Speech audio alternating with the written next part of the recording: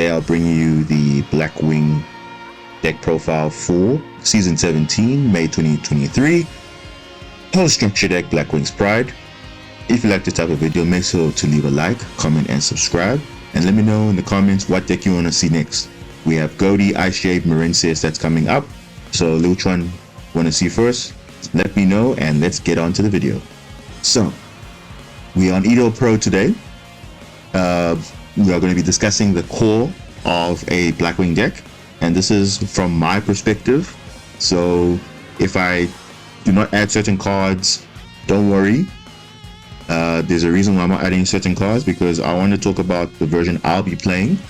Now, there are other versions which you can play, which are, you know, the yugioh build would involve Phantom Knights and one DDD monster. There are also the FTK builds that involve Mirror Jade, Muddy Mud Dragon. There's a whole lot of other builds, right? So I'm going to talk about the Pure Synchro Build with a little bit of an XYZ package. So what you saw on the screen now is basically the core. If you're running a Blackwing deck, these are the at minimum you can run. But obviously these are my choices. But I'll talk about the mandatory ones, which are optional. So you can feel free to change whatever you need.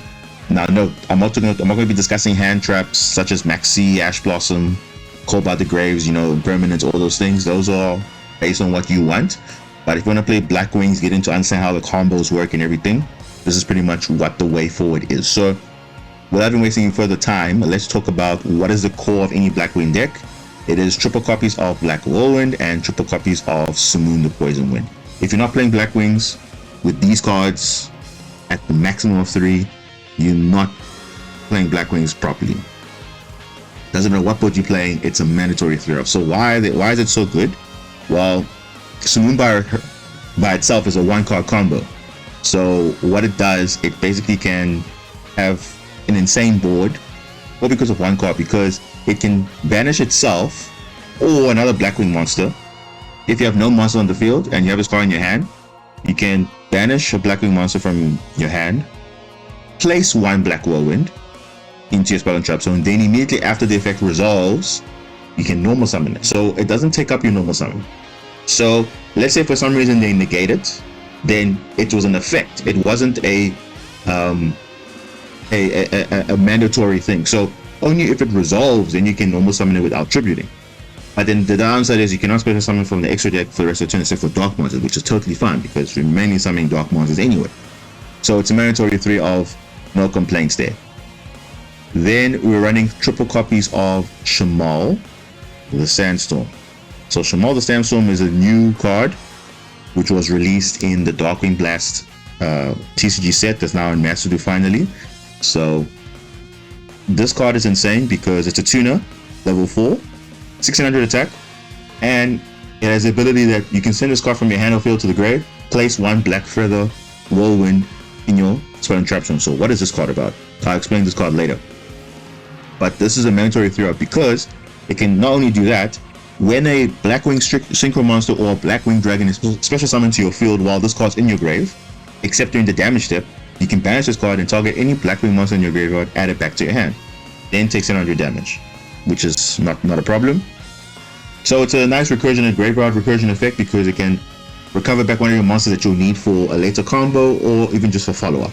So it's a pretty nice card. So it's a mandatory 3 of, minimum 2, but I'm just putting 3 here because it's if you want to play the best way to play Blackwings, mandatory 3 of, but minimum 2 is also fine.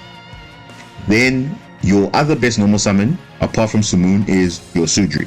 Because normally off the effect of Simoon, when you have your Black Whirlwind on field, Black Whirlwind will add a Blackwing monster with attack less than the card that you summoned, and the target will always be Sudri. Sudri the Phantom Glimmer. So the Phantom Glimmer is another new card introduced to us. It basically, on normal summon, you can add a card that mentions Blackwing Dragon from your deck to your hand, except itself. Its other effect is quite cool because you contribute a monster to summon a Phantom Glimmer token, which is a tuner, level 2, and it's a dark. So if for some reason they disrupt your plays, you have a further extension. The downside is you cannot summon for the rest of the turn except for synchro monsters. So that's very, very important. So be careful when you activate that effect, because if you want to do other plays if you activate this effect first, or second rather, then you're not going to be able to summon any other monsters except for synchros. So just bear in mind. But it's a pretty good card, and that's a definite 3-off mandatory. I think everyone that plays Blackwings know that this is the best normal summon apart from Simoon. So it's pretty insane. Then we have one copy of Esther the South Wind. Now, why do I place this card here? Well, this card is a flex card because number one, it's a level 4, it's a tuner. It can't be special summon, but when it's normal summon, you can target one of your banished Blackwing monsters which are level 4 or lower, special summoning. So it can, even if you banish the monster of Simoon, if you have this card as an additional normal summon for some reason, because sometimes you can have open double Whirlwind, the one that you summon from Simoon and the one in your hand, you can actually place, you can actually recover back one of your monsters that was banished. So it's actually a nice little recursion, and also has nice synergy with feather counters and wedge counters, because if you have a Blackwing Dragon, you can place feather counters equal to the number of monsters your opponent controls, which usually is not on the field all the time. But if you have a full armor master, you can place a wedge counter for each face of monster your opponent controls that does not have one. So that helps nicely with your plays for full armor master later on, which we'll explain later. Then we have triple copies of Vata, the Emblem of Wandering. So I believe this is the retrain of Vayu, the Emblem of Honor. So Emblem of Honor synchro summons from the graveyard to summon a Blackwing synchro monster from an extra deck, whereas this one basically will summon from the deck using materials from the deck, which is quite cool. And it's a free special summon if you can control a Blackwing monster, so it's pretty nice. So it's a pretty good card. I mean, it's normally the target you'll search for off your Whirlwind, but if you have certain cards in hand, it might be a target of Sudri. So it's a definite 3-off in any Blackwing deck, which is pretty nice. Then we have an OCG exclusive, which is a Master Duel, which is Shanga, the waning moon. So this card is pretty cool because it's also an extender and also a follow-up. So if you have a monster with 2000 or more attack on the field, you can special summon this card from your hand, which is insane, right? So you can have your plays. If they're disruptive for some reason, you need a level 2 tuner, you can just summon this card because most of the time you will have a 2000 attack monster on the field, which is nice. Then in the graveyard, you can banish itself if you control a Blackwing synchro monster. So target a face-up card your opponent controls, destroy it. It is a once per duel effect, but sometimes it does come in clutch in the late game. So it's a very good one-off. You don't need more than one. Then we also have a new card, which is Chinook, the Snow Blast. This card is basically, if I had to describe it, it's like an effect veiler where you can send this card from your hand or field to the graveyard. Then target a face-up monster your opponent controls. Send a Blackwing synchro monster or one Blackwing Dragon from your extra deck to the graveyard, and if you do, until the end of this turn, the targeted monster loses 700 attack and also negated effect. So it's also a quick effect if you control a Dark synchro monster, which is not limited to Blackwing. So we pretty much have, when this card is in your hand or on the field, it's always live, because provided your graveyard is active and not under D-shifter or something like that, then it's a free effect veiler, which is insane, right, for the deck. So it's pretty nice. So minimum 2, but I see some builds are running 3. You can run 1 even if you want, that's also fine, but 2 is also good, just for recursion as well. Then we have also Zephyros. Zephyros is also in the structure deck as well. So Zephyros, the Elite, is a pretty good card. If you've seen other decks play Zephyros, you know why it's good, because if this card's in your grave, you can return any face-up card you control to your hand, special summon it back, and if you do, take 1 of your damage. It's a once per duel effect, and you know, normally once per duel effects are pretty broken, so this card can basically reset a card and play it again if it's a soft once per turn. So a card like Black Feather Whirlwind, which is a once per turn, but it's not a hard once per turn, you can use the effect, send it back, play it again, and use its effect later. So it's pretty cool. So Zephyros the Elite, the downside is you don't have too much of this card. I've seen builds where they play 2, but for me, 1 is fine. Even if it's in the hand, it can be, yes, it's bricky, but it can be useful for further plays, because you can normal summon it into the Whirlwind, get a level 2 like a Vata or another monster that you can synchro summon, and then it's in your graveyard, then you can go active from there. So it's not really a bad thing, but ideally it must be in your deck so you can use its proper effect, because normally off the effect of Vata, you're going to send a Zephyros plus a level 2, so to make an 8. So that's how it works. So it's a pretty good card. You only need one. Try not to run more than one because it will be not useful in your hand. Then we also have the new continuous spell card, which also from the structure deck, which is Black Feather Whirlwind. It basically says once per turn, if you special summon a dark monster, a dark synchro monster from your extra deck, you can target one of your Blackwing monsters or Blackwing dragon that is banished or in your graveyard with attack less than the special summon monster. Special summon it.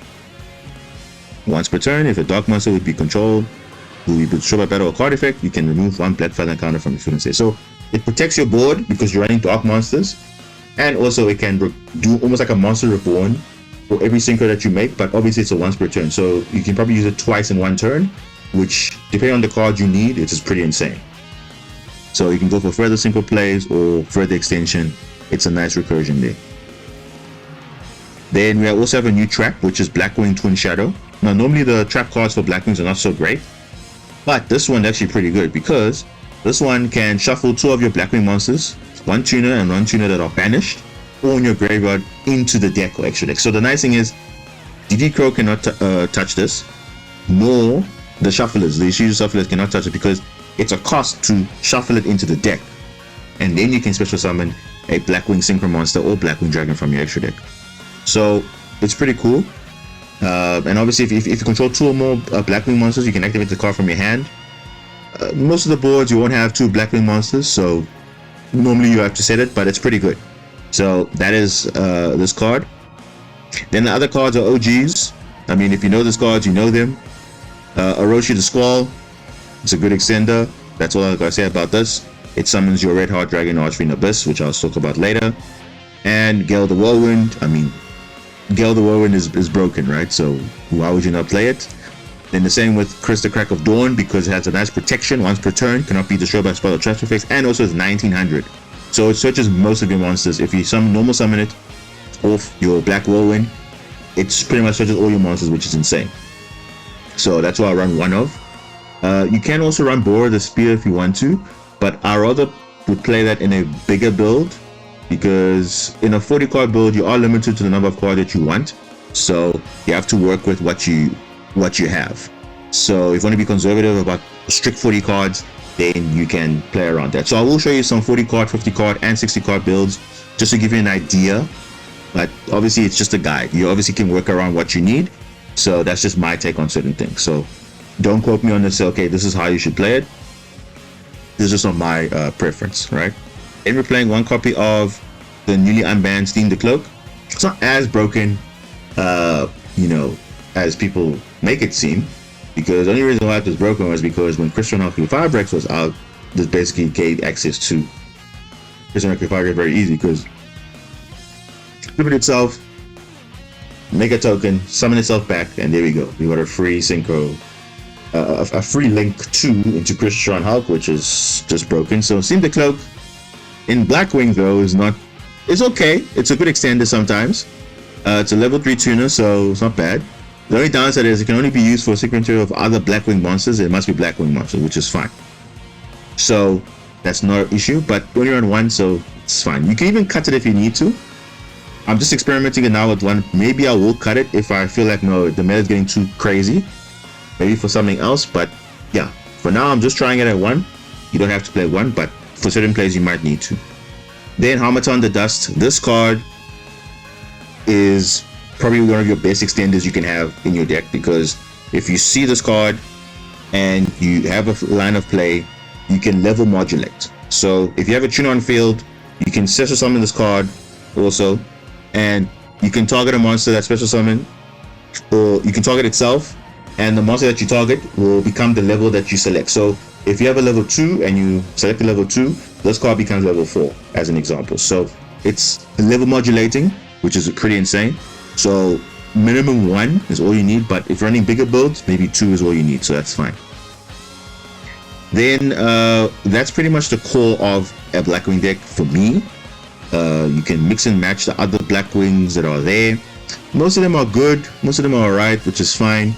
I will mention 1 or 2 later on when I discussed the 40-50 or the 50-60 card builds. But I think this is to start Blackwings. I think this is like your start. Of course, this is not important. This is not important. This is also maybe important, but to play the Blackwings, you don't need this. You don't need this. You don't need this. You need everything else.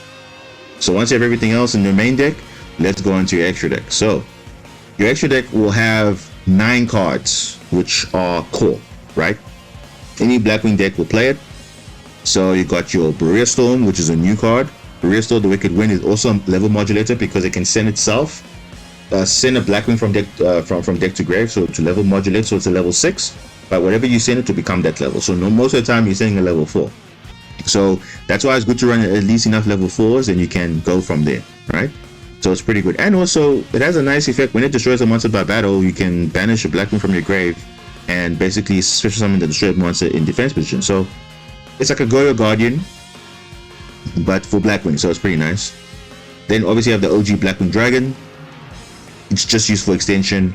If it's on field, it's not doing much, but it's a 2800 beast stick if you're not having counters on it. If you have counters, obviously yes, it has an effect where you can remove the counters, inflict damage to your opponent, and then one monster loses attack equal to the amount you took. Not bad, but definitely a 2 of, because it's in the structure deck, so you get 3, but you need 2, which is also fine. Same with Barrier Storm, you also get 3, but you need 2. Because the total structure deck will cost you, if you want to pay 3 of it, 1500 gems, so that will be sufficient for you. Because some of the cards also are craftable, so you have to think about that as well. Silverwind the Ascendant, pretty good. Usually a target of your Twin Shadow. So Twin Shadow normally has 2 targets. It's either Silverwind the Ascendant or Blackwing Master. So Silverwind the Ascendant is nice because on Synchro Summon you can target 2 monsters on the field with defense low, and then this card's attack, destroy it when the card is Synchro Summon. So it can miss timing, so be careful not to put this Twin Shadow on the last chain. Put it in the first chain so that you can resolve the effect of Silverwind the Ascendant, because that will be the last effect that happens. Because if it does anything happen in between, it's a win. So win means basically you are going to have the last thing happen before that monster is summoned, then you can trigger the effect. So if it's a win, it can miss timing. If it's a it can't miss timing. It will never miss timing. So that's nice there. So let me just take note of for Silverwind the Ascendant. Then Full Armor Master. Now everyone in the game has this, so there's no excuse for you to say, oh, but I don't have Full Armor Master. You do. You got a Prismatic Royal Full Armor Masters, because this card is good, right? It basically says you unaffected by card effects. So even your Blackwing cards also. So don't try and boost attack. Don't try and do anything funny, because other cards' effects will not affect this card. It's 3000, 3000. Each time the opponent controls activates a monster effect, you can place a wedge counter on that monster, which is fine. And then you can steal a monster, and you can destroy monsters that have a wedge counter, which is pretty nice. Not bad. But obviously you can decide what is better for you. So of course, it's a useful card. It comes in handy, clutch sometimes. And if you incorporate it with your As of the South Wind, you can already preemptively put wedge counters on your opponent before even they get summoned. And when they get summoned, then you pretty much are GG. Because, for example, if you have Us of the South Wind on your turn, you can banish the card, place monster, or let's say turn 2, target your monster your opponent controls. You can put counters on them. Then in your turn, when you activate Twin Shadow, you can basically summon your Armor Master, and then during the end phase, you can just destroy all their monsters because they have wedge counters already. So that's kind of a nice effect that you can have there for that. Then the last card I'll mention that's cool would be obviously your Blackwing Assault Dragon. This is the new boss monster for the deck. It's pretty insane. It can be Synchro Summoned or Special Summoned by banishing a Synchro Tuner monster and a Blackwing Dragon from your hand, or from your graveyard, or face on the field. So it's pretty cool. So at the maximum, you can actually summon all 3 in one turn. Is it optimal? I mean, well, it depends what you're playing. So minimum 2 is okay, but if you can run 3, perfect. But you must have protection. If you don't have protection, then 3 is not optimal. So you need to bear that in mind. Then each time your opponent activates a monster effect, you can place a Black Feather counter on this card. Then when it resolves, you inflict 700 damage to your opponent. So it doesn't reduce attack like the Blackwing Dragon. It basically just says, I'm burning you every time you activate a monster effect. So if there's 13 monster effects, guess what? You are taking all that damage times 700. If it's your monsters, your opponent monsters, times 700 times the number of monsters effect activated, it's gonna burn. And remember, it's an activated effect, so even if it gets negated, it will still burn you. So that's just something to take note of. So sometimes you just have to do nothing, and the opponent is burning away, because you know monster effects are quite powerful in this game. So you gotta be smart. The opponent has to be smarter, otherwise they're gonna be burning themselves. So it's like a Masquerade 2.0, or what people like to say, app branded at home. So it's pretty cool. During your opponent's turn, you can also tribute this card if you have 4 more counters and destroy a part in the field. It does come in handy sometimes if maybe you need to do a board wipe. You do have a protection of Feather Whirlwind to actually remove a counter, then all your dark monsters are secure.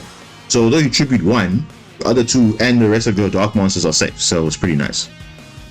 So this is pretty much the core of your extra deck, right? Now, the cards on the side are put here. So these are cards that you can run just to kind of boost your deck for, you know, to get what you want. But of course, again, I didn't put the hand traps in yet because that again is your decision. So you can pick and choose. So for the main deck, you can run Kunai the Drizzle because it's a free extender as well. It can tribute a Blackwing. It becomes a tuner. If you have a synchro monster on the field, you can level modulate it, make it between level 1 or 8, and it becomes a level. Then you can do further synchro players, which is perfect. So having 1 is perfect because sometimes it comes up, so it's quite useful. Right, so even though it's a level 5, it's got 2100 attack, so it's pretty cool. Then you have Noctovision Dragon and the Kaiju. You also have another card which is Skullmeister. So Skullmeister is another target. So basically, you want to have a monster that shares the same attribute as your search target, right?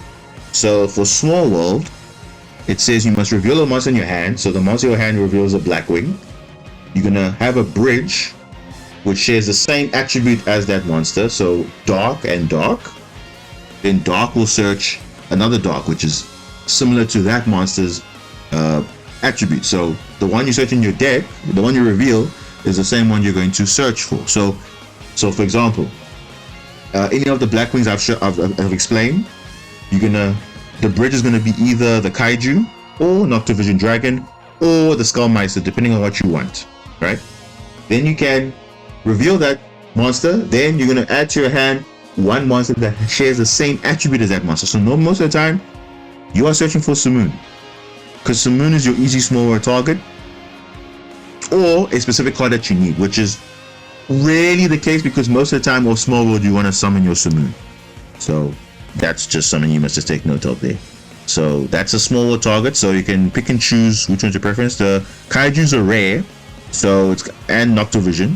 Skullmeister is a super rare, so I mean, although it has a good effect because it can stop an effect in the grave, but I mean, you obviously want to make sure it's as cheap as possible, right? Because the structure deck is already cheap, so you're trying to be more conservative with your resources. So I would say go for the Kaiju because you can just tribute a monster, then that also helps you as well because you have 2 Kaijus, 1 in your hand and 1 for the reveal. Not bad. So Small World, 1 or 2 is fine. I think 1 is okay. Same with Allure of Darkness. It's a good card, draw 2, but you have to banish a dark monster from your hand. Now, it's not bad, but it does come up sometimes. So it's pretty good there. Then in terms of the extra deck, so extra deck you can pick and choose whatever you want. For dark monsters, there's Burrow Savage Dragon, but the problem is there's no links in my build. So if you don't have any links, Burrow Savage Dragon is not a good target. Red Hot Dragon Archfiend Abyss though is a great target because Blackwing Dragon plus your Orochi can give you the level 9. And this card is a face-up card negation on your opponent's turn, which is even on your turn as well, which is insane. And also it can revive a tuner from your graveyard when it inflicts battle damage. So it's a kind of generic card that supports not only the resonators, also supports even Blackwing, which is all dark. So it's pretty insane. So it's a pretty good card, and it's 3200. So it's kind of insane, right? Then you obviously have the FTK enabler, which is Bazil, the Diabolic Dragons. You can run this as a non-FTK because it can't be destroyed by battle or card effects, although level 8, I mean, there are better things to run, so I personally won't run it, but if you want to run it, you can run it.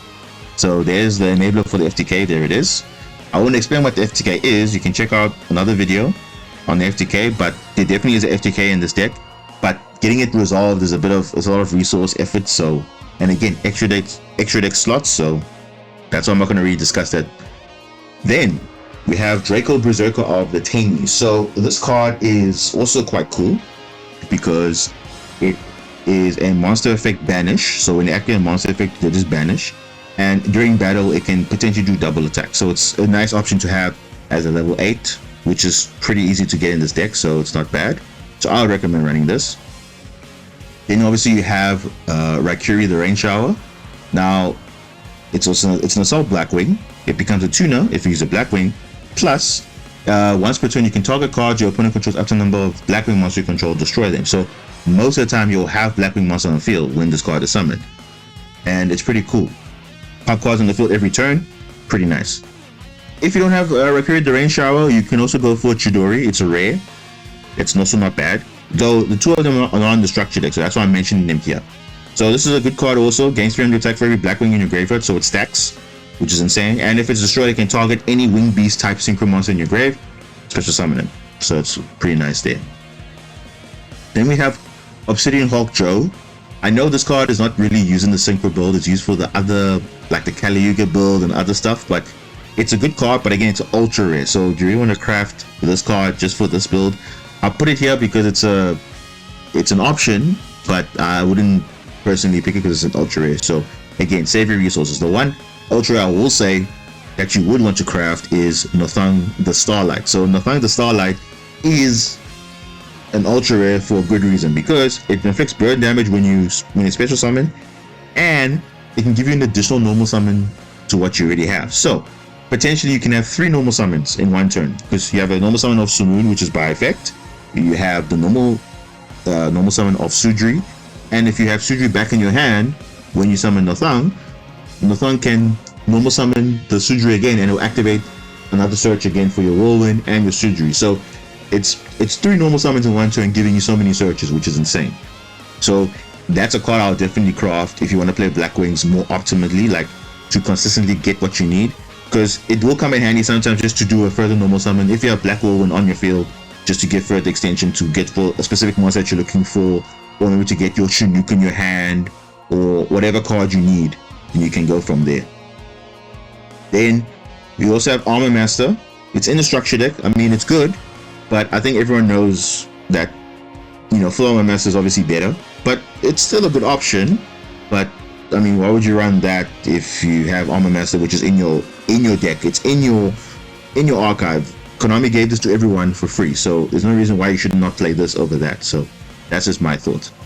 Then lastly, the XYZ package I was talking about. So this is for when going second. So if all your Synchro players are resorted for some reason and you have like a big board, you can't get through it.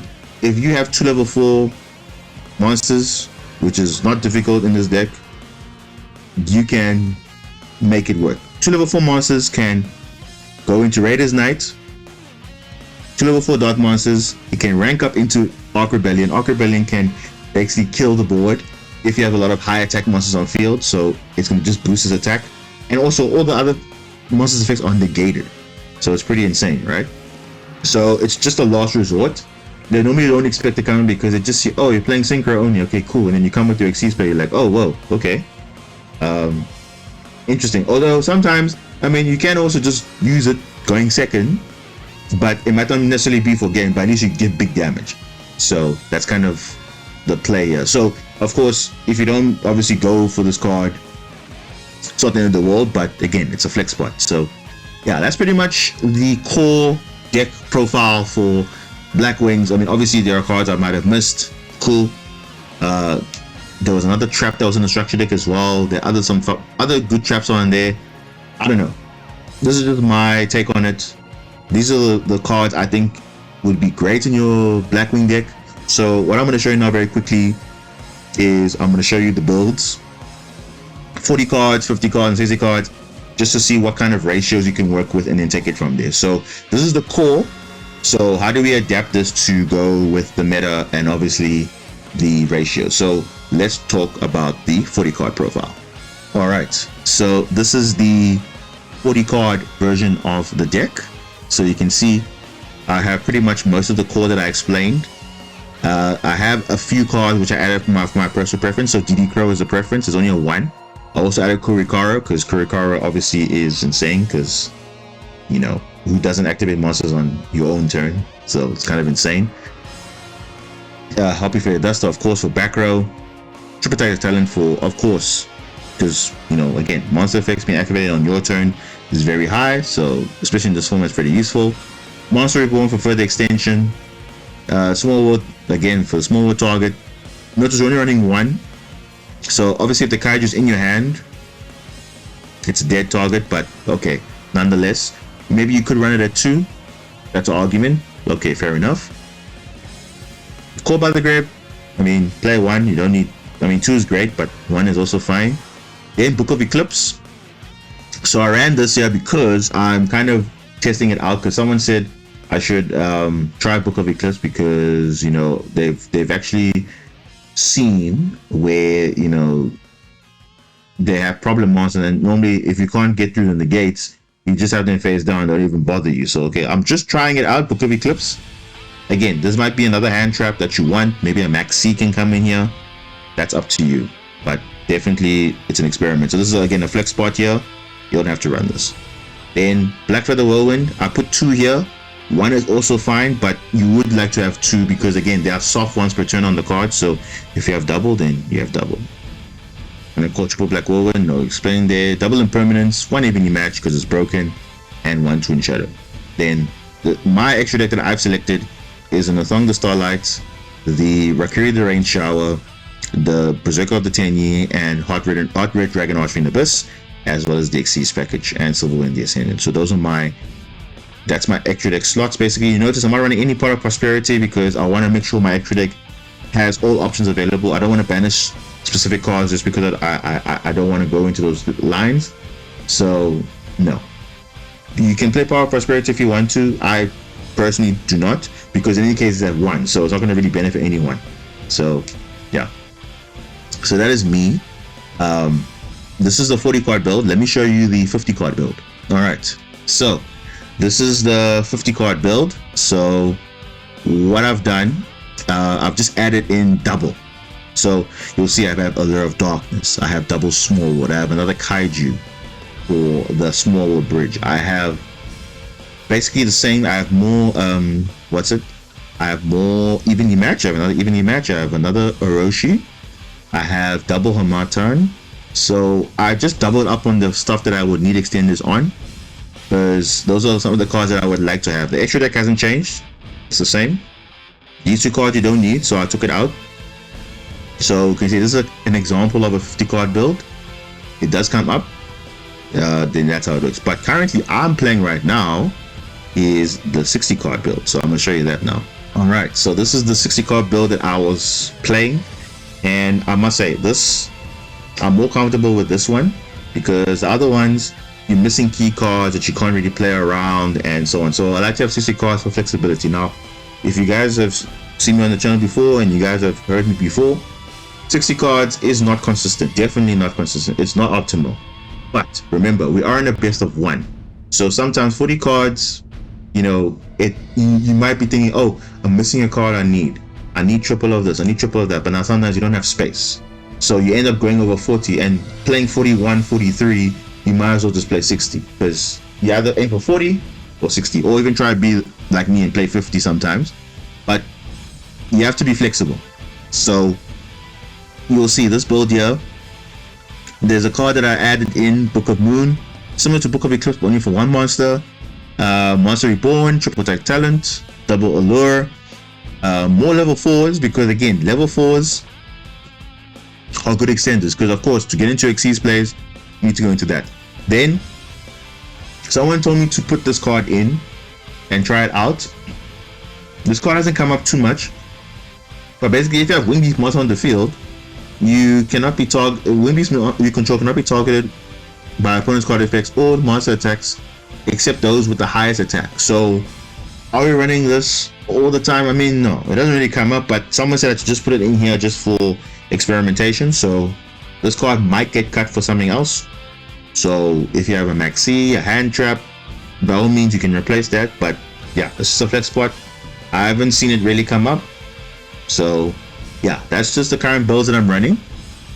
So those are kind of the plays that you can do.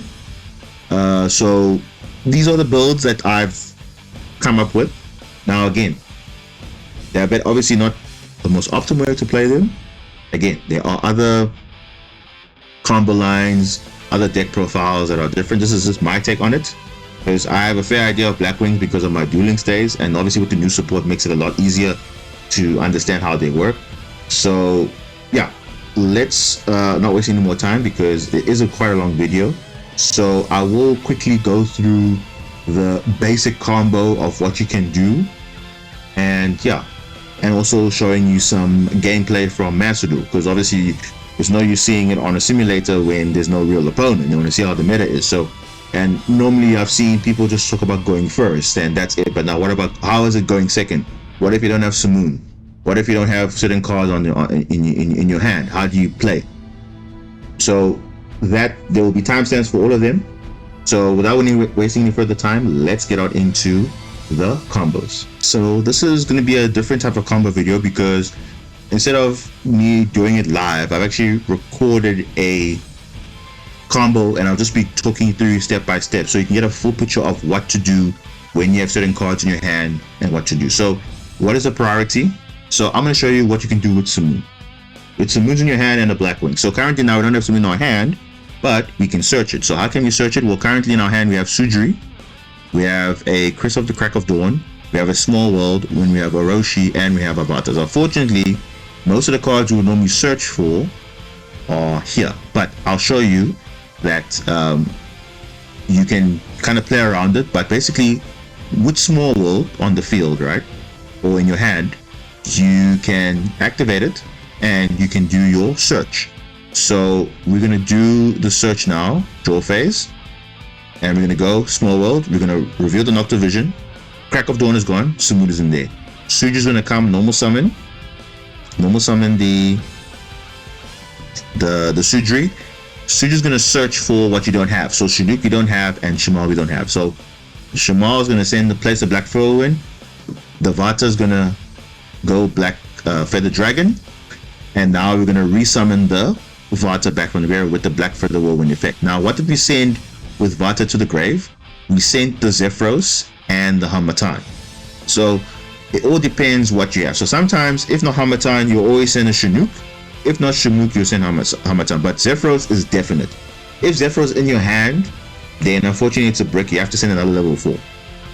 But that's just how it is. That's how the combo works, right? So that is fine. So we've checked the graveyard, we're okay.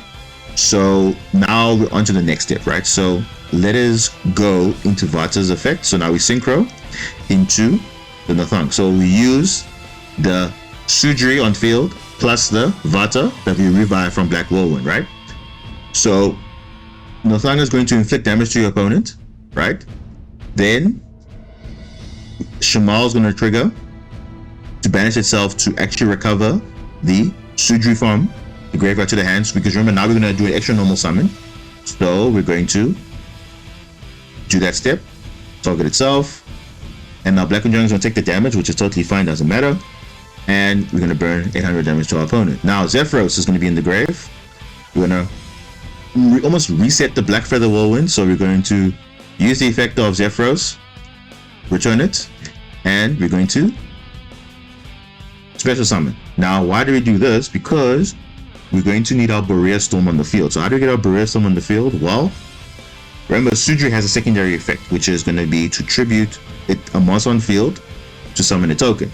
So you can either tribute the Poison Wind or the Blackwing Dragon. Now the problem is with that is you haven't summoned your Roshi yet. So you always want to make sure that you can get your tune on the field, get your Heart Run Dragon Arch from the Abyss, then you can go for your synchro plays. So that's how we're going to do it here. So we're going to take the damage, and now we're going to reset the Black Feather Whirlwind. Now we're going to use the effect on the thumb to normal summon, right? It's going to add. Now what do you add? So you're going to add whatever you don't need, right? So you don't need Gale the Whirlwind, but it's going to be useful, right? So you add what you, so basically you're going to add what you need.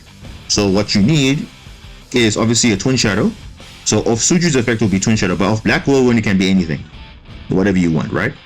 So that is that first effect, and then obviously the second effect will be to add the Twin Shadow, which will be useful for the next turn, right? Then we're going to special summon the Orochi, and we're going to synchro with Orochi and the Blackwing Dragon because they are level 9 when you combine the levels. So synchro into them off. Remember, always put Archer and the Beast into the extra monster zone because you don't want to take up too much space in your main monster zone. So, because remember, no one's playing really Cyber Dragons now, so getting removed from the extra monster zone is very rare, but if they do come up, it's very rare. So you can put them safely in the extra monster zone, which is totally fine. So this is pretty much your protection for your monsters. So Archer and the Summon. Now we can tribute the Simoon, pay the token. So now the token will be used to synchro into the level 6, right? So it can be either with Sudri or Zephyros, doesn't really matter. But I just like doing it with Zephyros, because either way they're level 4, but the main thing is Barrier Storm level 6 on summon will send a level 4 from the trigger because it's going to modulate itself. It's not based on the difference, it's based on the actual level. So Barrier Storm on summon is going to send any level 4. I just sent another Shamal because for follow-up next turn it's always useful, but you don't have to. It can be any level 4 that you have. Then it's going to become level 4, right?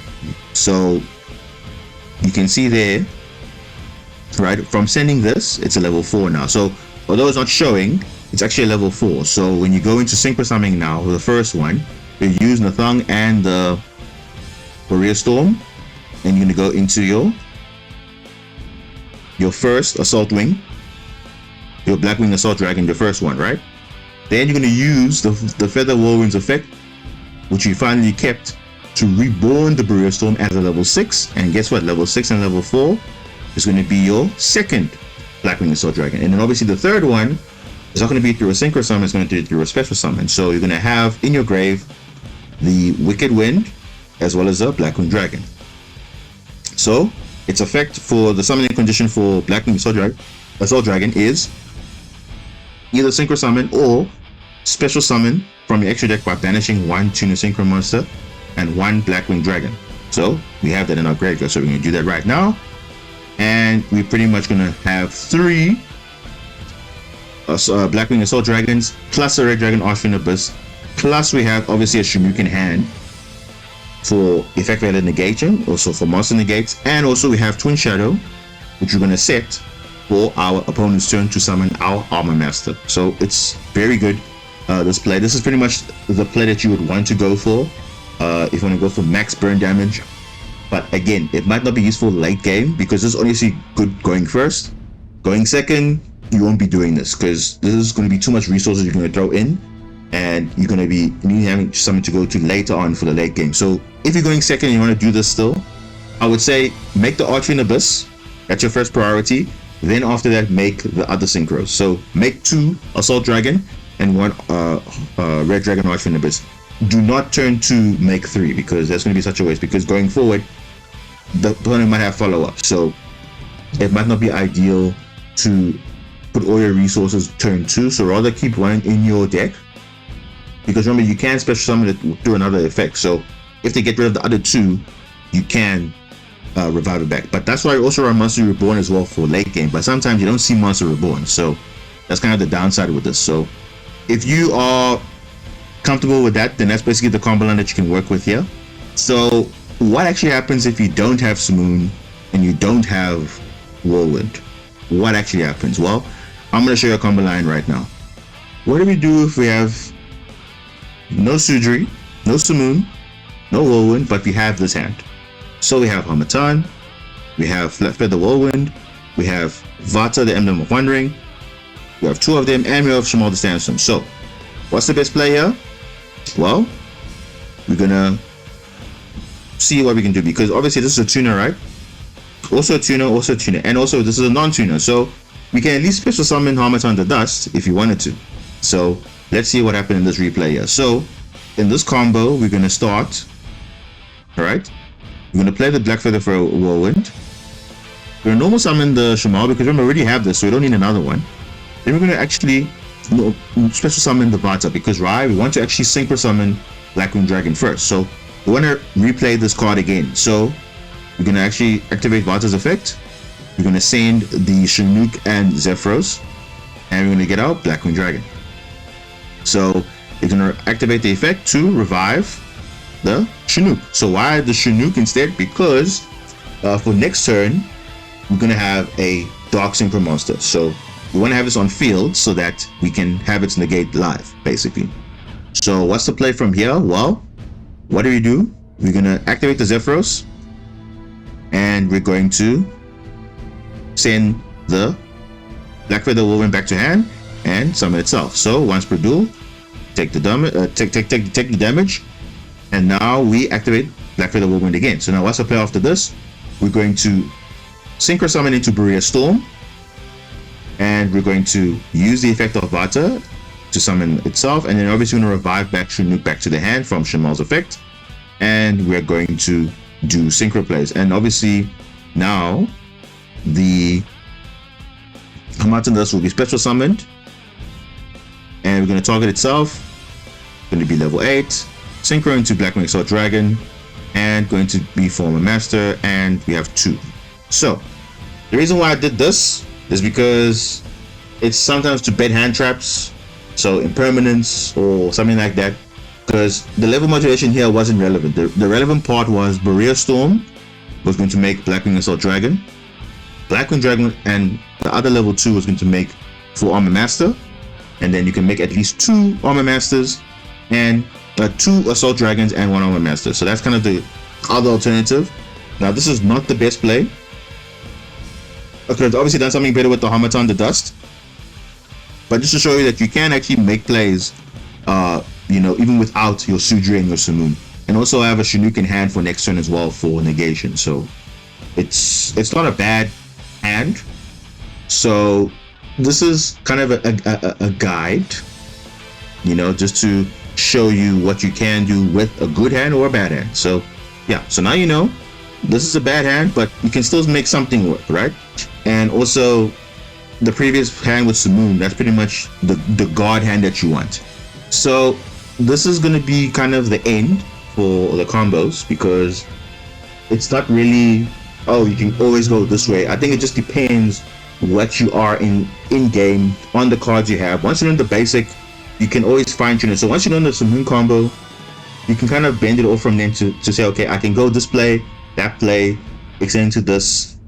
So what I will do now, we're going to go into the replays in Master Duel, where I went through some of the games, just talking through some of the combos, going first, going second, and just to explain how I played through some of the games. So various opponents, very interesting insights. So let's get on to that right now.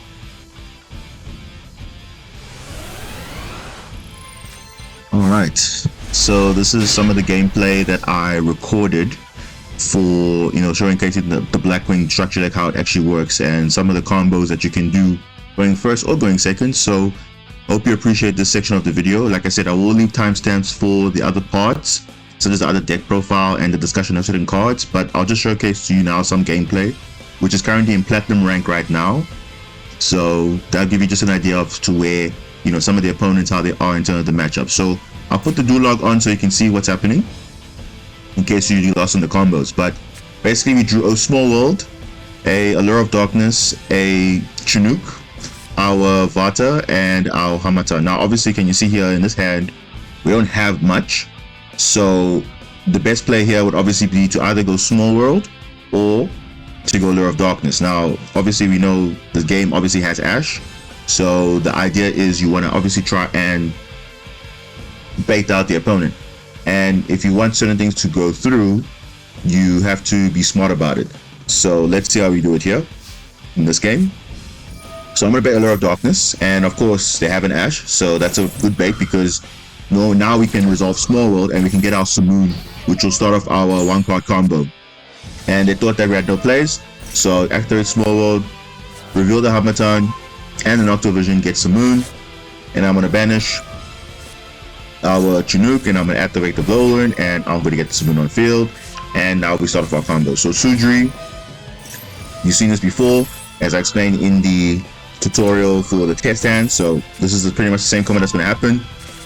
Because I have Vata in hand, I'm going to add Orochi, and now I'm going to add the Shamal. Shamal's going to place the Black Feather Whirlwind, and now Vata's going to do the usual combo, go into the level 8.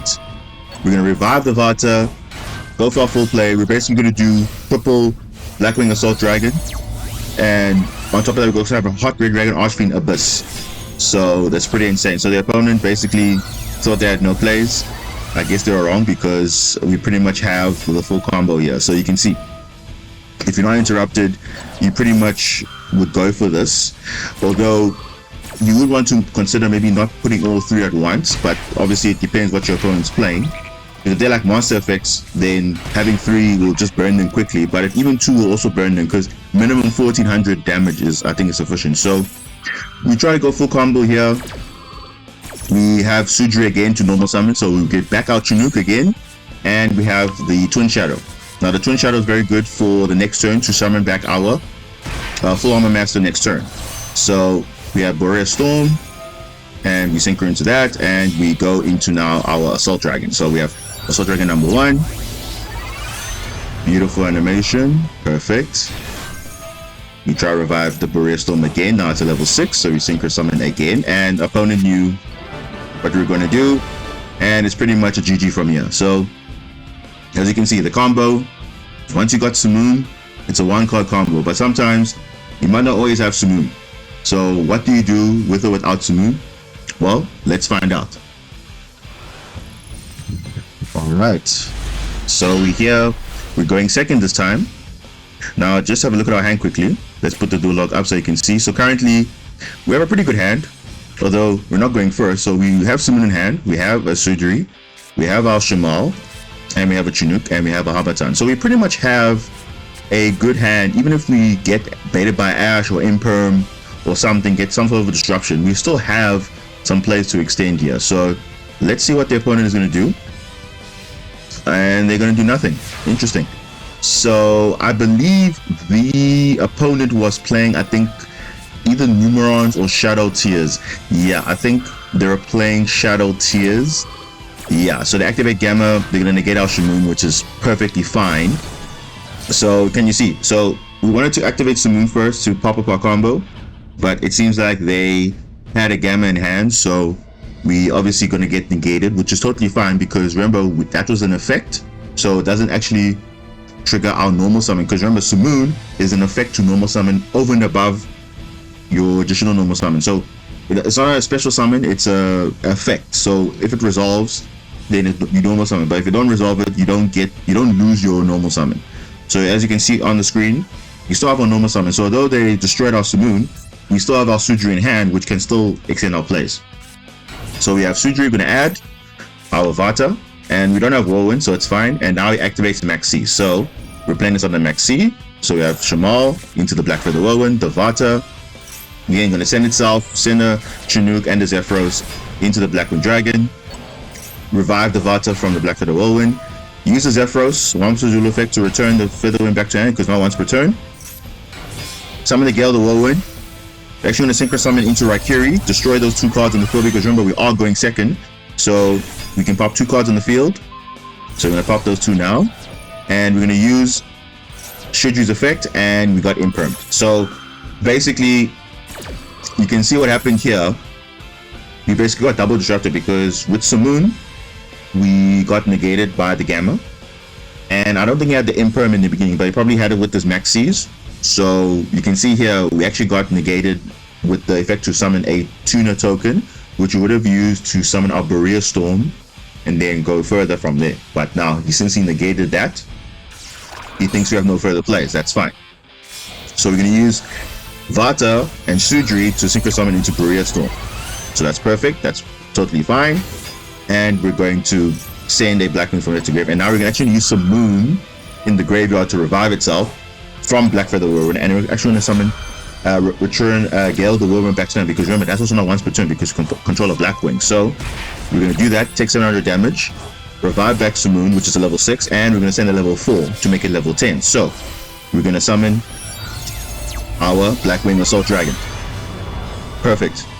Alright, and then we're going to do it again do the second effect, special summon effect, and summon Gale the Whirlwind, and pretty much gonna go full game from here. We have enough damage, so it really doesn't matter how many cards you drew.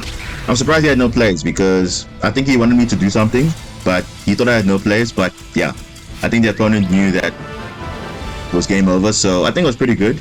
So that's what it is going second if you are disrupted. So can you see, although we had a good hand, we had Simoon, they disrupted it. We went further with Sudri, they wanted to give us a tuner token, we got disrupted as well, but we still had follow up with Gale of the Whirlwind and Vata and Barrier Storm, so we still have follow up play. So going second is not bad, and you know, it's not the end of the world. So this is all for this game. Let's go on to another one. Alrighty, so we're here with another replay. So again, let's analyze what our hand is now currently in this game. So this hand is actually not bad. Again, we got Small World. We have an additional Black Whirlwind. So even if our Simoon gets negated, we do have a Black Whirlwind as backup. We also have Asta the South Wind, which is perfect. In case our Simoon gets negated for some reason, we do have follow up. And we also have our Chinook. Now, the nice thing about having Asta in the hand, if our Simoon gets negated, we do have a Black Whirlwind, so we can actually banish itself and then revive. So it's pretty cool, but it's a level 4 or lower. So if we banish our Chinook, we can revive our Chinook back, and it basically, remember, it's an effect veiler on the hand or field, so it's not bad. So it's a pretty good hand. Let's see what our opponent is playing today. And it seems like they're playing the Ghotis. Yes, they are. They're playing Ghoti. So they have the Paces to summon the Snopios from hand and no plays. Okay, cool. So one thing about the Ghotis you must remember, most of their plays will be on your turn. On their turn, they'll just be setting up. So either they have Oriampo set up, they've banished either Shift or Paces, and then they'll have follow-up for next turn. So in this case here, they're actually going to a level 8 play because they have Paces that's going to come back in the standby phase, and also Snopios, although it's not going to banish itself, when the Ascan comes, it's going to banish itself, and then Snopios will be banished for the effect, for the Ascan to come back. And I'll show you this quickly, because if you look at the related cards, if you just go here, the field spell, okay, there we go. So here's all the cards, right? So no, it's like they're gonna make Ascan here. Now Ascan says it's gonna target a fish monster you control and banish one card we control and banish it, right? Fine. And then when it's banished, it will banish a fish monster from grave to special summon itself back on the field. And the target will probably be Snopios. And Snopios, on effect when it's banished, will banish another fish monster and return itself back to the hand for follow-up. Because during the main phase, we can banish 2 fish monsters from hand or grave to special summon this card again. And then when this card is special summoned, we can then target a fade-up card in the field and banish it. So that's pretty much what the play is, I think, for the opponent. But let's see how we do it, right? So they're going to come back. Standby phase. So we're going to place our Black Whirlwind. And the opponent has Dimension Shifter. So our plays are going to be slightly different now. So why is this important? Because they have no cards in grave, so they can activate the effect so that any card sent to the graveyard this turn is banished. So does it hurt Blackwings? Well, in most decks it would, but in my build, I've actually, like I said, you need to make sure you deck build for these type of situations, because of course there's going to be floodgates, there's going to be things that you have to play around. So remember I talked about after the South Wind, this card's going to come in handy. You're going to see why. So the first thing we're going to do under Dimension Shifter, right? We have to play around summoning a good monster. So we're going to banish Chinook, right? Which is fine. And we're going to activate to summon our Simoon. And then they're going to Synchro Summon into Ascan, like I predicted. They're going to summon to Ascan because that's on the chain, that's fine. And then we're going to normal summon our Simoon, place the Whirlwind, fine. And then we're going to do a search, right? Double search. But then opponent decides to banish the other Black Whirlwind instead of the Simoon. So I don't know why they did that. That's interesting. So we have one more search, so we can search for Vata, right? So normally the play here would have been to summon the Sudri and then go pop off. But now the problem is, now remember, if we summon the Vata, everything going to grave is going to be banished. So we don't want anything to be banished. So we have another play. We can go into Asta, the South Wind, we're going to actually recover the Chinook. And Chinook is a effect veiler on the hand or field. So with Black Whirlwind's effect, we can actually get another search. And also its effect will be when this card is almost summoned, we can target one of our banished level 4 or lower Blackwing monsters and special summon it. So that is a smart play we're going to do here. So we're going to do that right now. And we get a search as well. So you see, we're actually playing through Dimension Shifter. So it doesn't really affect us at all. So we get our effect veiler back for next turn. We get that, and actually we're going to synchro summon actually into the Blackwing Full Armor Master. So why the Full Armor Master? Because the Full Armor Master is unaffected by other card effects. So if they want to summon the Ghoti of Deep Beyond and they want to banish everything, they can't, because the Full Armor Master is unaffected by everything. And if they come back, activate an effect, they're going to place a wedge counter, and we can actually take control of that monster that they summon. So it's pretty cool. So that's pretty much what we did here. So we went for battle and we gave him 3k damage. Now obviously we lose our Black Whirlwind because we're summoned by Simoon.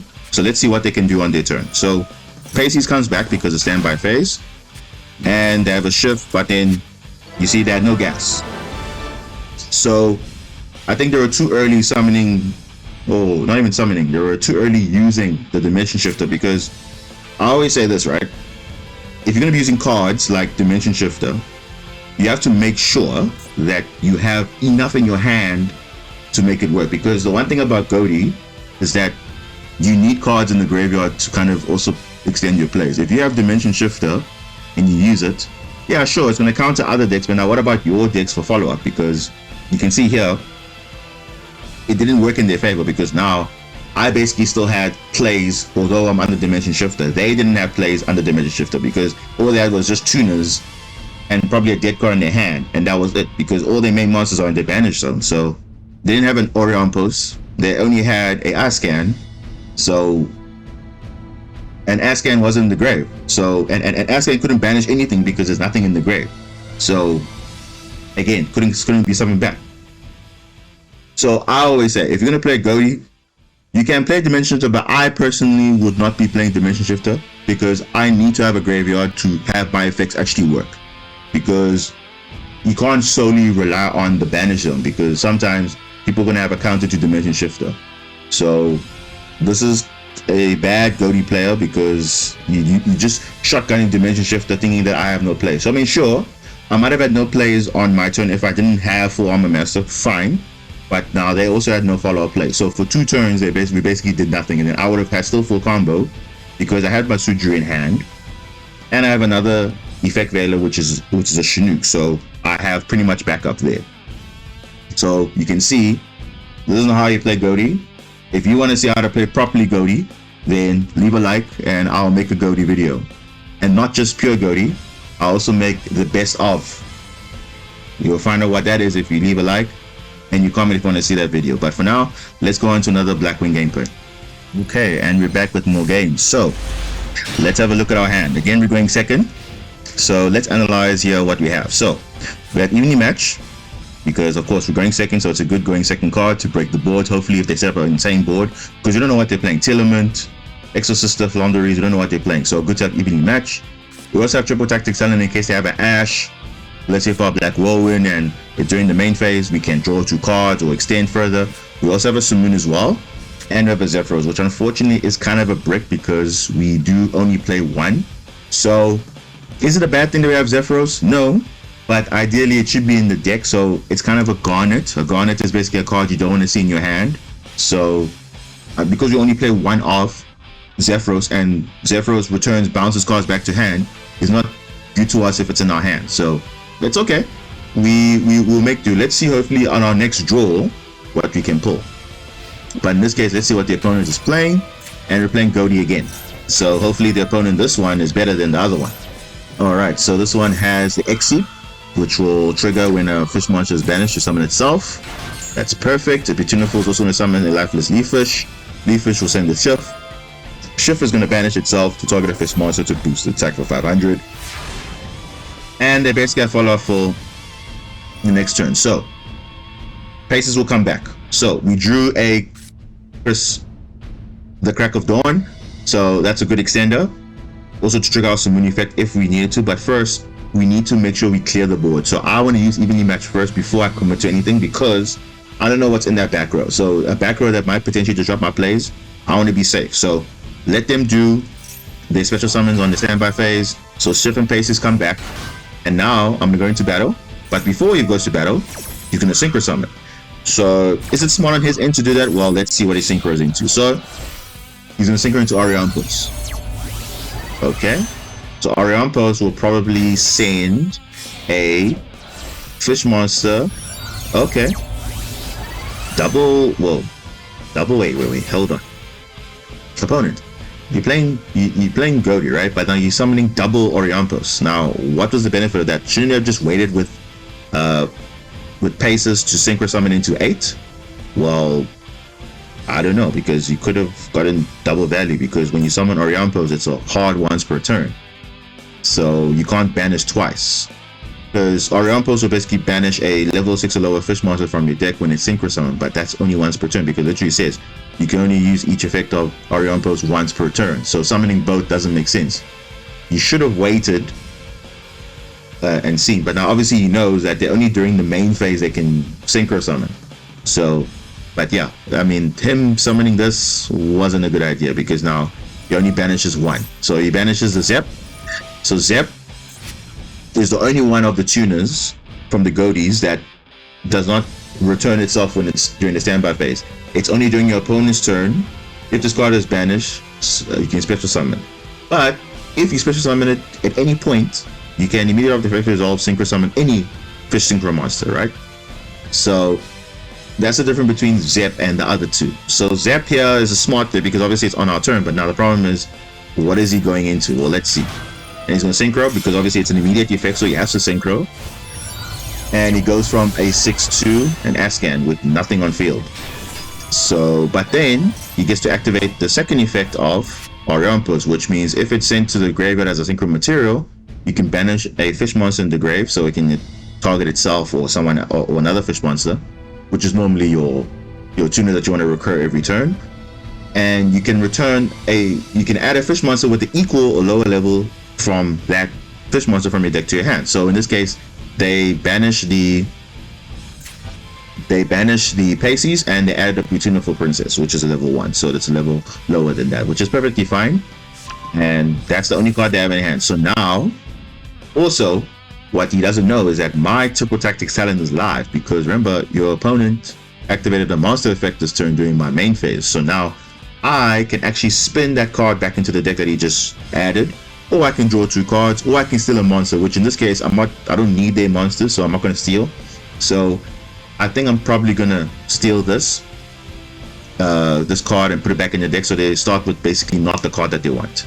So let's go evenly matched. Let's see what they have. Opponent has Crossout Designator 4 evenly matched. Very interesting opponent. Normally Crossout Designator is an extender for their deck, but I guess they had an out for evenly matched.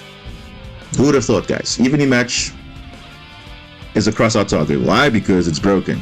I keep saying it. I made videos in the past about evenly match. I'm telling you now, evenly match is broken. So if you don't believe me, this is why. Literally, even Ghoti, they're playing crossout designator, they have evenly match in their deck, because they know it's a good target. So main phase 2, let's do the formalities. Look at our opponent's hand. We know what it is. Shuffle that Pure Synchro Princess into the deck, and let's start our Blackwing play. So we have Simoon into the Whirlwind. Whirlwind is going to add our Sudri, and we have a double Whirlwind. So here's the nice thing about this. So we have a double search. So we have triple value. We're going to have a Sudri search, and we have double Black Whirlwind. So we pretty much have great value here. So we can further extend our plays to summon whatever we want. So let's see what we can add with our Whirlwinds. And obviously Sudri, you're probably going to add a Shaddoll, because you have to look at always what you have in your hand. So in this case, I have nothing. So I'm going to add the Vata, right?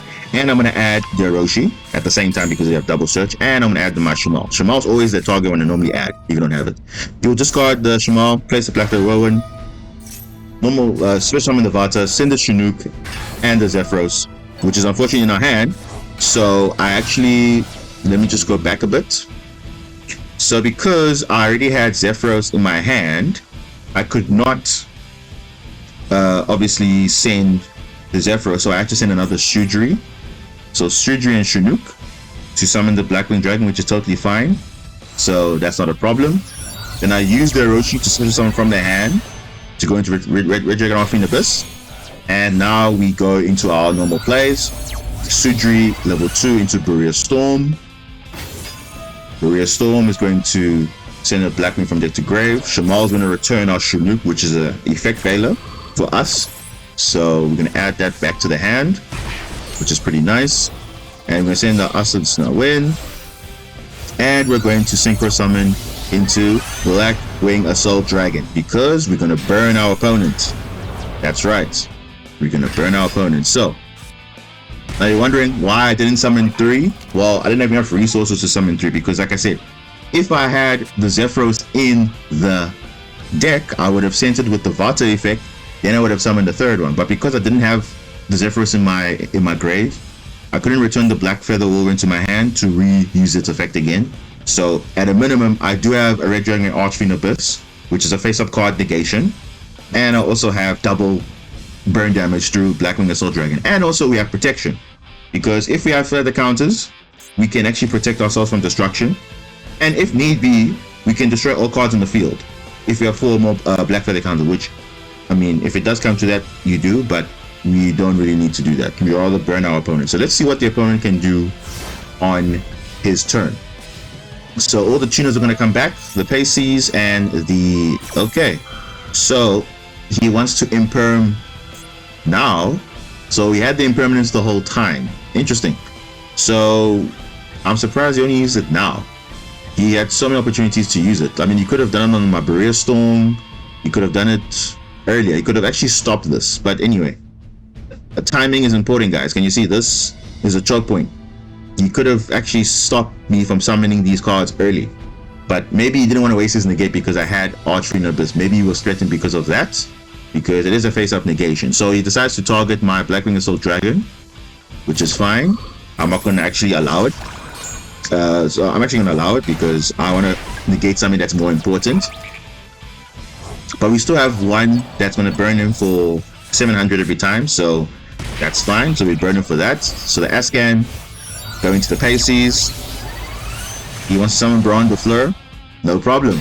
Brawn the Fleur is going to target a card, destroy it, while we have a Black Feather counter. So we can protect ourselves from destruction, which is fine. And now he's going to go into the shift synchro into White Aura Whale. Okay, so White Aura Whale is very important because our monsters are in attack position. So when this card is synchro summoned, we can destroy all attack position monsters. However, we have a little secret that opponent doesn't know. We have the hot red dragon Archfiend Abyss on field. So we're actually going to target this card, and then they're also going to have their own fish shenanigans here with banishing and summoning again. So we're going to target that to negate that destruction. Veranda first going to use it Omni Negate, but we have our Chinook in hand, which is our effect veiler for Blackwing basically. So very important. Always make sure you either have Chinook, or you have impermanence, or you have the Twin Shadow that can make your opponent get an armor master on your turn. So this is a pretty good card. So you see, we surprised our opponent with that because now both his effects are going to be negated pretty much, and we pretty much gained from here. So we send our Silverwind the Ascendant, we don't need it now, and we negate it, and we burn him also because remember it's activated effect.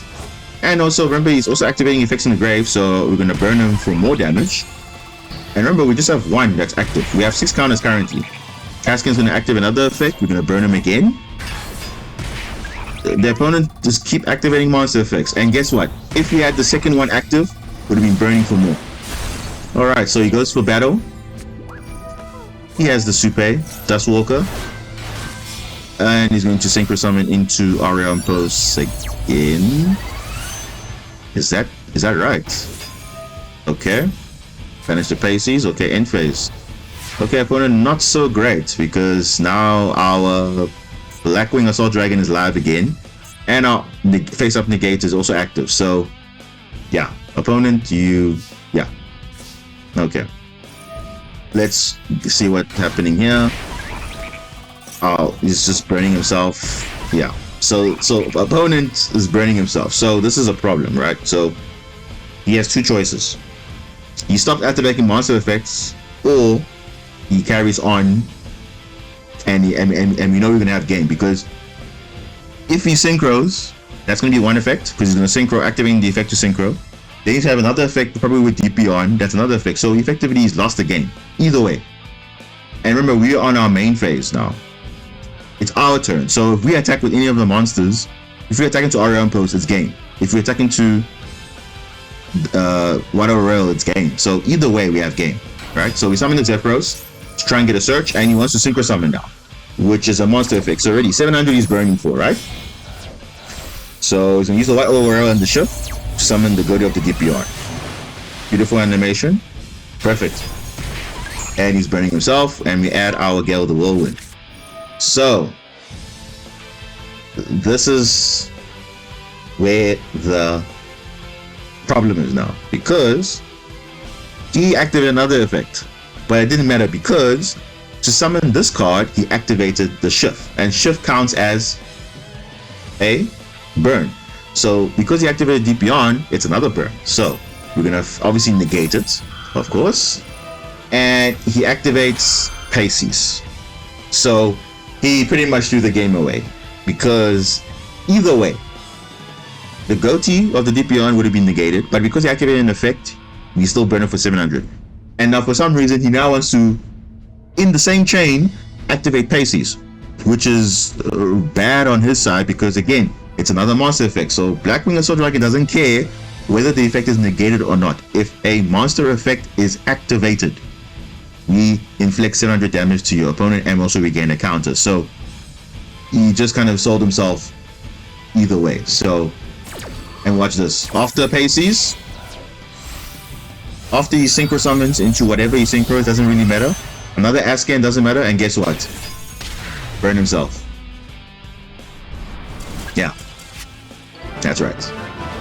That's right. So you see this deck, it puts your opponents in a very tricky situation, because yes, they want to get through the game, but now they have to get through one, maybe not two, but 3 Assault Dragons potentially, and a Hot Red Dragon Archfiend Abyss to protect them a little bit.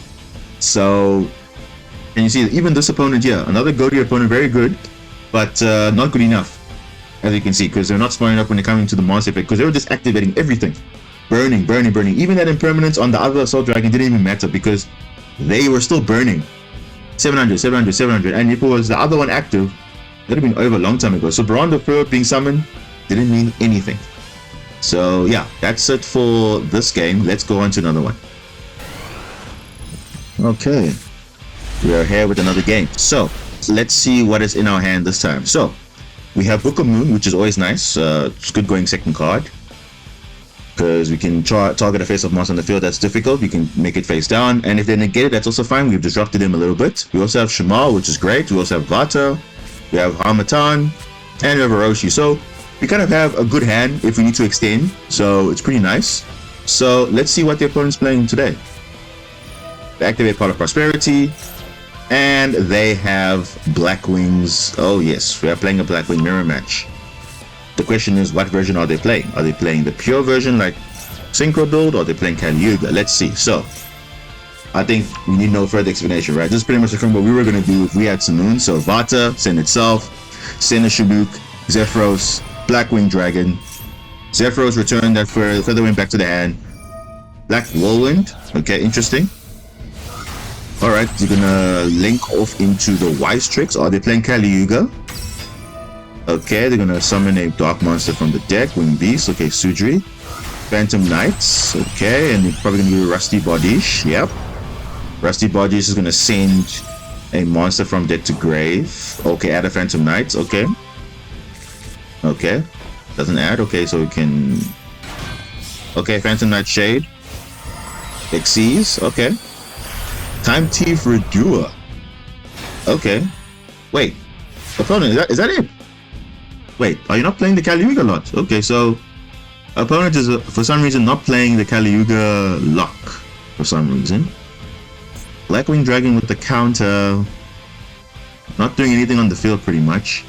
Time Thief Redoer does things on the field because it has a trap and a monster, so depending on what's in its XYZ material, it can do different things, so not bad. And then Rusty Bardiche is just sitting here doing nothing. Interesting. So what we're gonna do, we're gonna try and bait out this Time Thief Redoer, so with this Book of Moon, because we don't want it to be activating on our turn doing weird stuff. So let's go in the standby phase. Okay, we draw Steam the Cloak, that's fine. Let's bait out that, so he takes the bait, which is perfectly fine. Interesting.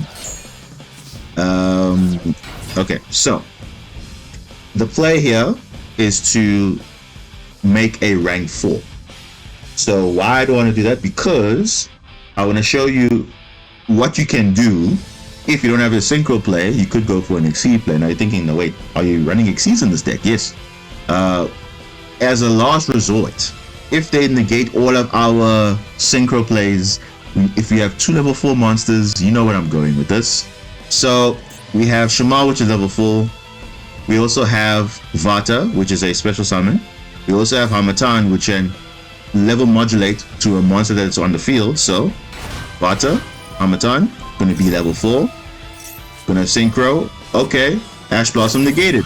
Okay, fine. That was a backup, right? So we made it level 4 just as a backup. So that's negated. So now we can exceed into, that's right, you called it, Raiders Knight, because it requires 2 level 4 dark monsters. I'll summon Orochi, and we're going to exceed summon into Arc Rebellion XYZ Dragon, a rank up. So this effect is going to boost its attack. Now unfortunately it's not big enough, but at least it will do some damage to the opponent, so that's fine. And they have 1000 left, so let's see what the opponent can do. So Time Thief Redoer comes back. During the standby phase, it's going to retrieve Black Whirlwind, which is going to draw them a card, which is fine. They're going to normal summon the Shamal. They're going to add the Vata. Okay, let's see what they're going to do. The Vata. Oh, okay. They're going to go straight into the Underworld Goddess. Oh yeah, this card I'm familiar with. So that was a good play, opponent. Fair play. And that's all they have. Okay, interesting. So how do we recover from this? Well, let's see. Again, always believe in your deck. So we have Gale the Whirlwind, which is perfect. We have Steam the Cloak, which is, ooh, no opponent. No. You negated too early. It's very rare to see effect failure in this meta currently, because this card it's good, but in current format, not that great.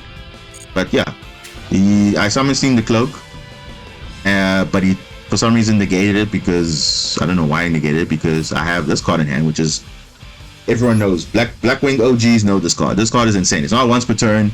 If you can summon it, return it back to your hand, you can summon it again, as long as you have a Blackwing on the field, and you can target a face-up monster your opponent controls, it becomes half its attacking defense. So this card is unaffected unless it's targeted, so that's fine. You're gonna use that effect. Now it's gonna be 1500, but unfortunately you don't have any plays. Steam the Cloak is gonna give us a token, so I'm not gonna trigger its effect to revive because it's gonna negate, so we don't want that to happen. And let's see what the opponent can do. So he has Chris of the Cracked Dawn, so that's fine. 1900. He also has a Vata as well, so he's gonna go full on attack mode, gonna destroy our entire field. Okay, so we're kind of in a tough spot here, but I still believe in my deck we can do it. So let's see what we can pull in this draw. Okay, so it's a DD Crow, not that great. Not that great. So we're pretty much in a bad spot here. So we have, remember, we have 7,100 life. He has 1,000. Let's see. We also go Synchro into the Barrier Storm. Okay, Shamal is going to activate to banish itself to activate the monster to return back to the hand. We're going to have DD Crow. We're going to send that monster back to the hand so it doesn't get an additional extender, because that is an extender that Chris to Crack the Dawn. So we're going to banish that.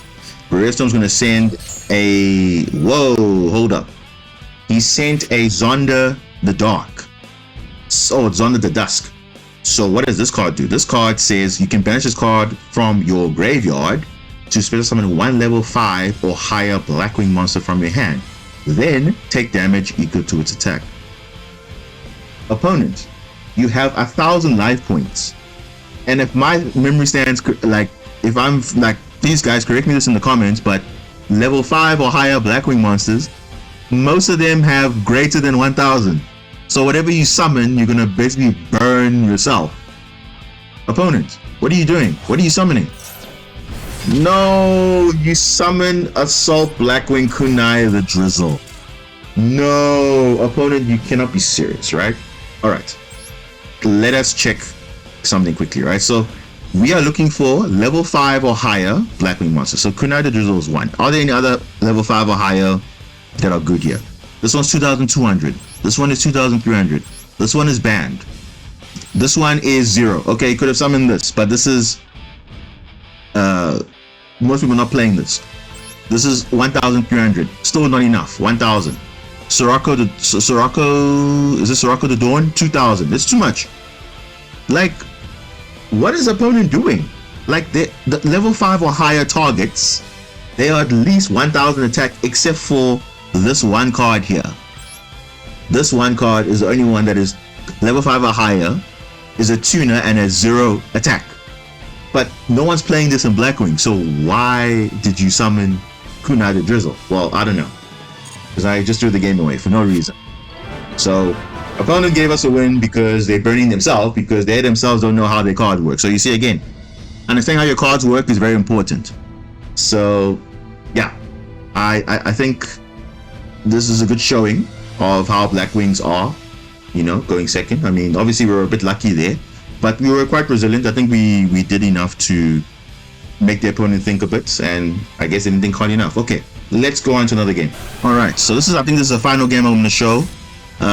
There are some cards in here which we'll talk about in the deck profile, which probably may or may not be there, but they're all just experimental for now. So you'll see one of them, Smoke Sky Battle. I'm just experimenting a little bit because although most of our end boards are dragons, if there's a wing beast on our field, they cannot be targeted by card effects. Our opponent cannot target our wing beast monsters for card effects on the field except ones with highest attack. So they basically have to attack into us, which is wing beast if we have wing beast. But this card is experimental. It's not something that people play in Blackwing, so I'm probably going to cut this if I need to. But yeah, that's just a card that was there. Then Black Whirlwind, of course, we'll have to see that. Shamal, great, and Vata and Orochi. So again, a good hand. We're just missing a Sudri and a Simoon, but otherwise it's fine. We can still make plays with this thing. So let's see what the opponent's playing. They're also playing Blackwings, and they also opened up a Shamal. So Zephyros, you see, so they bricked. So just like I was saying, if Zephyros is in the hand, it's a brick, because you need it in your deck, because it's not useful in your hand, because you can't do anything with, unless you can discard it, but it's actually not useful at all. And he had double Feather Whirlwind, which is insane, right? Obviously he pulled one from Shamal, but still. But let's see what we can do. So we have a Vata again, which is fine. Let's activate the Whirlwind, and he has a Maxi. Okay, so are we gonna play into Maxi? Well, let's see what happens. So we're gonna activate Shamal, place our Black Feather Whirlwind. We're gonna normal summon Orochi. We're gonna add our Chinook because it's gonna be a quick effect. We're gonna try and synchro on our turn, and he has an Ash Blossom. We probably just drew that right now, which is insane. So that's fine, we get negated, and I think we just end our turn. We don't want to further our plays because we have nothing else, so we just go from there. And he tributes Simoon. Now he uses Zephyros in the grave, okay, to summon itself. Replays the Black Feather Whirlwind, and he goes for attack. Okay, that's fine, no problem. So he bricked kind of hard, and also we didn't give him any cards on his previous turn from Maxi. So yeah, Steam the Cloak. We trying to add Orochi again because we played 2 in this build. We have the Vata, no disruptions, and we can summon the Blackwing Dragon. We can go for some sort of plays here. Vata, Orochi, Heart Red Dragon, Archfiend Abyss. At least will give us some sort of disruption, which is amazing. We can negate a face-up card, no problem. Zephyros, return itself back. Synchro again, going to Berea Storm, and I think opponent knew where it was going. So yeah, I think opponent knew. He had no plays, and like I said, if you have bad hand, you have to make it work. So I had a bad hand, but I still try to make it work. He had a terrible hand, and yeah, I guess he tried to make some play, but it didn't work. Okay, so I think that's all for the games on Master Duel, but I think you can see how it is going first or second. Now obviously it's not amazing, but it's just showcasing to see what the deck can do. And note that this is the 60 card build that I was playing in these replays. So I will mention the 40 card, the 50 card builds for the deck profile, but I was actually playing a 60 card build in these replays. So I hope you appreciate that. So that's pretty much all the games that I wanted to show on Master Duel, and obviously to showcase how Blackwings can play. Now, of course, I'm still learning the deck because there are many combos to go, many variations to play. Now, I'm sticking by the Pure Synchro Build because that is probably the best way to play it, especially in the best of one. Remember, it's not like TCG where there's a best of three where you can go, okay, maybe side and out some cards, put in maybe Kali Yuga plays, or put in Yang Zing plays, or whatever other plays. I don't know. FTK even, there's even an FTK version, which is fine. That there are other videos which are explaining that perfectly. I will give a shout out to Kanak Gaming and Silent BW. Those guys are the pioneers of Blackwings. Those guys know what they're doing. Those guys pretty much know all the combo lines that work with Blackwing. So I'll leave a link in the description for those, for their channels. You can subscribe to those guys if you want to learn how in depth the combos can work in terms of which lines you want to play, which variant you want to play. But for me, this is my take on it, and this is the synchro build which I'm going to build. Now, you could argue, okay, cool, what about the XYZ monsters? Are they pure? No, but they're good for going second as a backup, because normally you're going to have a lot of monsters on field, and 2 level 4 monsters is quite easy to get in this deck because of level modulation and extenders. So yeah, that's it for, you know, the gameplay side of things. You obviously guys saw the deck list in the beginning, so this is the end of this section. Like I said, I will leave timestamps for all the parts that you don't understand. I will leave timestamps for the specific matchup that you want to see, going first, going second. And yeah, that's pretty much for me, guys. Let me know what you want to see next. I did say that I will be posting other surprise content if you want, but you can also let me know in the comments and I'll try and get that organized. I'll get Ghoti, maybe I'll get Ice Jade, whatever you want me to post. Even the Marine sets. I even said any deck. Let me know what you guys want me to do next. And yeah, the content will keep coming. Support the channel.